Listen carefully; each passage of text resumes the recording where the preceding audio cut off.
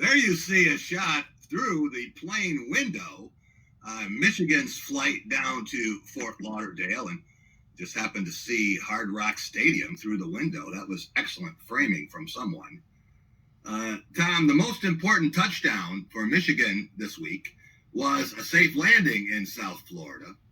But I want to take a look at a creative in-house graphic about Jim Harbaugh's new favorite film.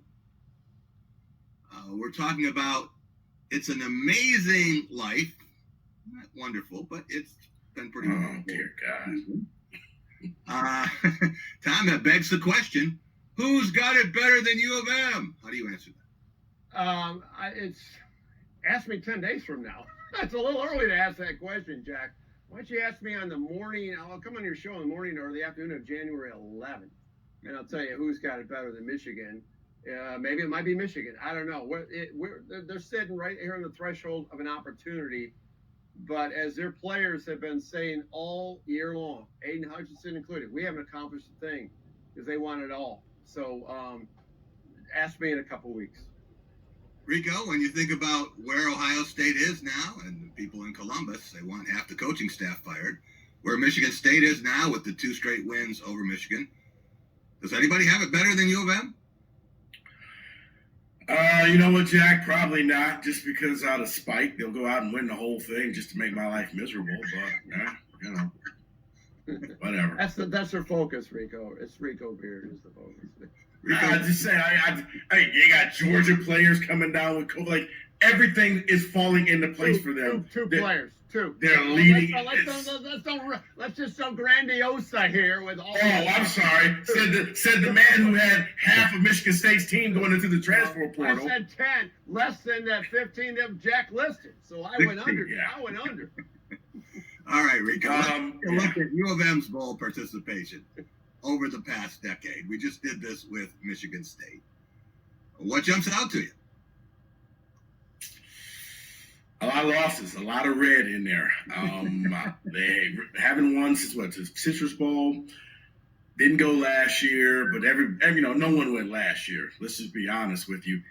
If they win this thing, I mean, that it kind of wipes the slate clean for all the bowl losses that Harbaugh has gotten over his 7 years at Michigan. All right, Tom, let's take a look at Georgia's bowls since the 2011 season. Should the Bulldogs have had a national title in that span? Well, yeah, you would think. I mean, I still go back to that losing the last play of the game thing. If I was a Georgia fan, I'd still be in therapy after that loss. I don't know how they processed that, let alone. They are, Tom. I know a couple. They are. But I mean, let's talk about bowl games. All this stuff is meaningless, according to Rico, and basically he's probably right. Now bowl games are irrelevant. The only thing that matters is the playoff.